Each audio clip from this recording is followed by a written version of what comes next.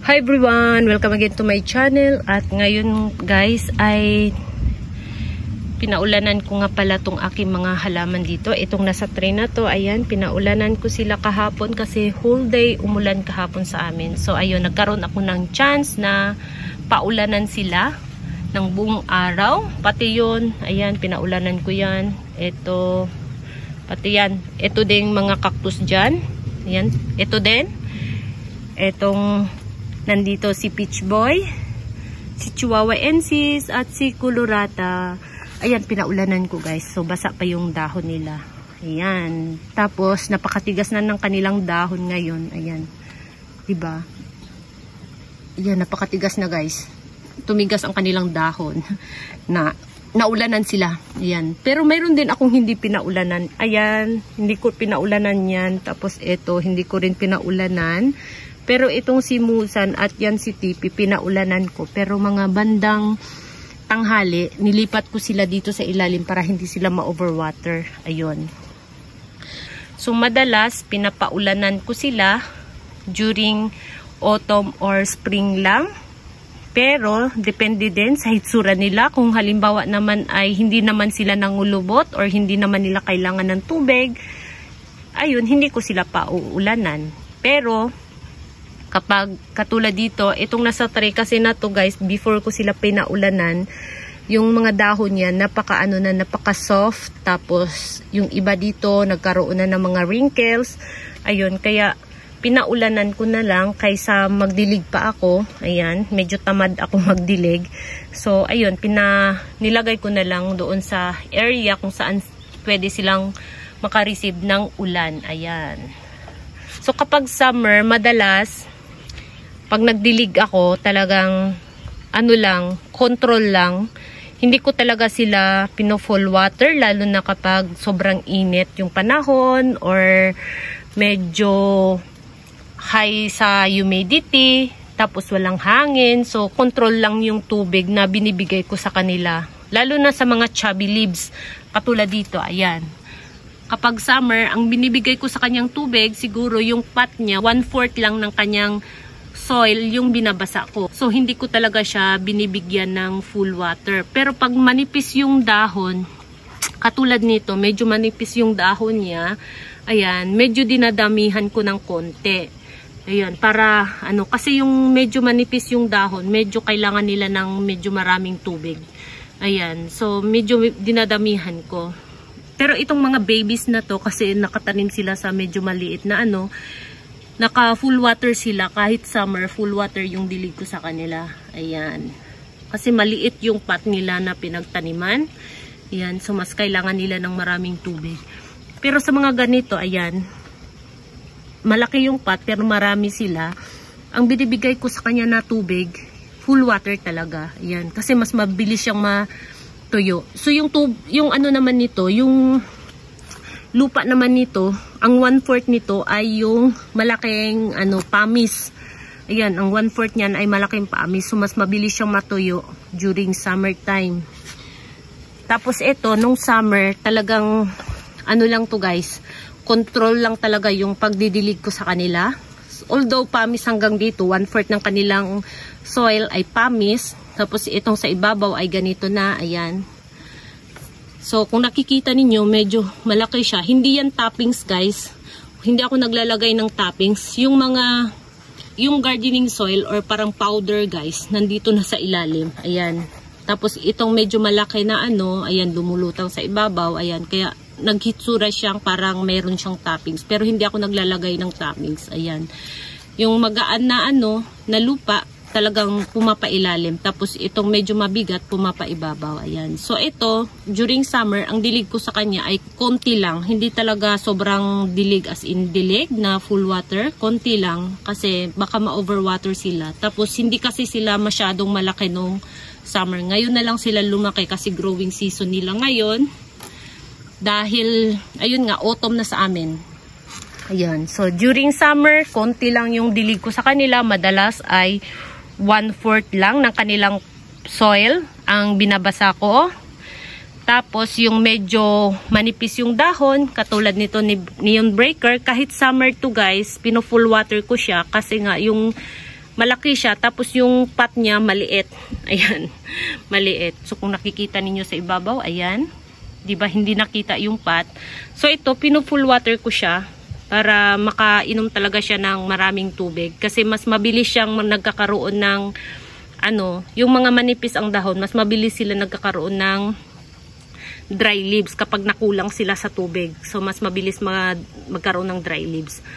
So ito namang mga chubby-chubby na to, katulad nito, itong nandito na nakalinya na chubby-chubby, ang watering ko nito sa kanila ay 1/4 lang talaga. Hindi ko talaga sila talagang full water, kasi mas madalas yung mga chubby leaves talaga during summer, mas mabilis silang nagkakaroon ng mushy leaves kapag nasobra sila sa tubig. So tinatansya ko lang na tamang-tama matuyo yung lupa nila, nakainom na sila ng tubig. Ayun.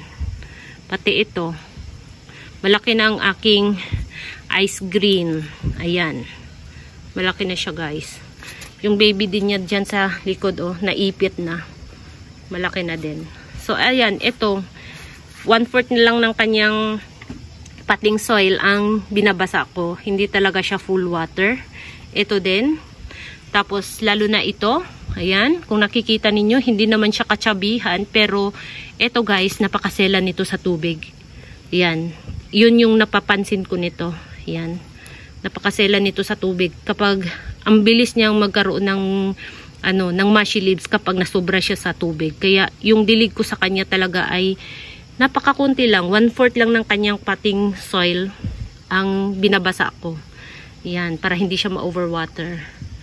Tapos ito kahapon, ayan, kailangan ko na siyang tanggalan ng tubig kasi uminit na yung panahon namin ngayon. Ayan, para hindi sila magkaroon ng ayan, para hindi sila masunog. Ayan, bumuka siya, di ba? Bumuka bigla. Ayan, nakainom ng tubig, bumuka bigla. Ayan, pangalan nito guys, sino pangalan mo? So ayan yung pangalan niya. Ayan. So yan guys. Yan, bumuka siya bigla. Tapos medyo malaki na ang aking Crispate Beauty. Ayan, malaki na siya guys. So ito din, kulurata din yan. Ito, pinaulanan ko din yan. Ayan, ang ganda ng kanyang kulay. Sino nga, ang pangalan yata nito sa Pilipinas guys, ito yata si banana. Ayan, banana yata ang tawag ninyo dito. Kasi yung dahon niya parang form ng banana. Ayan, so ito si banana yata. Ayan, pero ang pangalan niya, sino nga to? Meron tong pangalan guys. Ayan. So ayan yung pangalan niya. Koi Gokuro, Love Heart. So, yun guys, kapag summer talagang ang dilig ko sa kanila ay control lang. Hindi talaga sila full water. Meron akong full water katulad nito kapag nakatanim sa maliit na pot, tapos manipis yung dahon, full water ko sila. Pero pag chubby-chubby, ayan, talagang alalay lang sa tubig na hindi sila ma-overwater kasi kapag summer kasi, napaka-high in humidity, tapos napaka-init ng panahon, ayun, madali silang magkakaroon ng mga mushy leaves or magkaroon ng root rot or stem rot, ganun. So, kapag spring naman and autumn dito sa amin, ayun, talagang full water ko sila. Yun yung chance na talagang basang-basa sila. Binabasa ko talaga sila as in basa.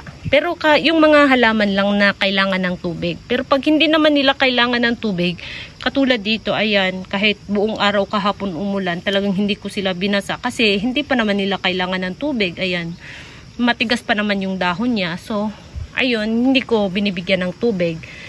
Kapag lang talaga, yung pagdidilig ko sa kanila, inaantay ko talaga silang totally ma-dry. Saka ko na sila binibigyan ng tubig. Ayan, para iwas stem rot or iwas mushy leaves. Yun. Tapos itong mga babies ko na to, kahit summer, dahil nakatanim sila sa maliit na pot, ayan, nakatanim sila sa ganito, parang seedling pot.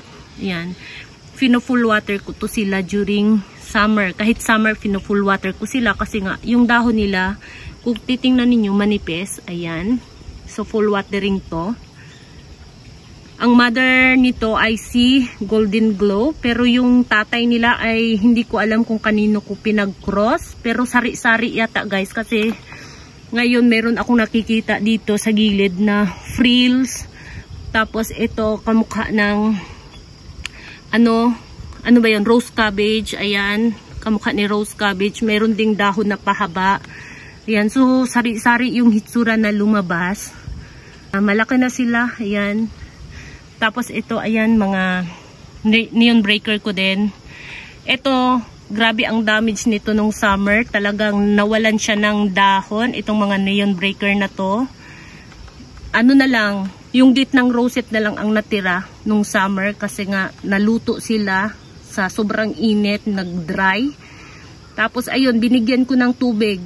Kapag natuyo na sila, bigay agad ng tubig. So, ayan, na ano naman, na okay naman. Ayan. Tapos etong sa likod, mga ano yan, mga madiba. Ayan, yung nakaline dyan sa likod, madiba. Ito naman, colorata uli. Ayan. Meron siyang pangalan dito, si colorata. Anong colorata to? Tapalpa. Ayan, si Tapalpa. Tapos ito, mga ano yan, mga onslow. Propagation ko sa dahon. Ayan. So, yun lang guys, yung ano ko sa kanila, kapag binigyan ko sila ng tubig, depende sa panahon, lalo na pag summer, medyo maingat sa pagbibigay ng tubig, lalo na yung kapag ang ginamit mong pot ay malaki, so alalay lang sa pagdidilig. Mas maganda talaga guys, gumamit kayo ng maliit na pot. Ayun, para kahit madami yung tubig na naibigay mo, madali lang din siyang matuyo. Ayun, so huwag kayong gumamit ng sobrang laki na pot, lalo na kung ang halaman naman ay maliit. Huwag nyong gamitan ng malaking pot kasi nga kapag nagdilig kayo, kahit konti lang yung binigay mong tubig, pero yung ilalim ng kanyang soil, nagkakaroon ng moist doon magsisimula na magkakaroon siya ng, ano ba yun, root rot, or magkakaroon siya ng mga mushy leaves. Kahit nakita niyo sa ibabaw ay tuyo naman siya, pero yung pinakailalim ng kanyang pinakailalim ng kanyang soil ay moisty. Kasi nga, pag nagdilig ka, syempre, pumupunta doon sa ilalim yung tubig, di ba? Pag halimbawa ganito, pag nagdilig ka, konti lang yung binigay mong tubig kasi nga, malaki yung pot. Tapos, binigyan mo siya ng tubig na konti lang. Pero yung binigay mo na tubig dito ay nagpupunta doon sa ilalim. So, doon nag-i-stay yung moist. Pero kung nakikita mo sa ibabaw ay dry na siya kasi nga pumunta na doon, bumaba na. Ayan, so itong dito nakikita mong tuyo pero yung ilalim ay moist naman, so doon magsisimula yung magkaroon siya ng mga mushy leaves or yung ugat niya magkaroon ng root rot. So ayun yung pinakadahilan. So gumamit kayo ng pot na angkop doon sa laki ng inyong halaman. Huwag kayong gumamit ng pot na sobrang laki tapos yung halaman ninyo napakaliit naman, baka masayang yung halaman ninyo, kawawa naman, di ba? So yun lang guys yung maano ko sa inyo, maibigay ko sa inyo na tip. Ayan. Thank you so much for watching and please don't forget to subscribe and like to my channel.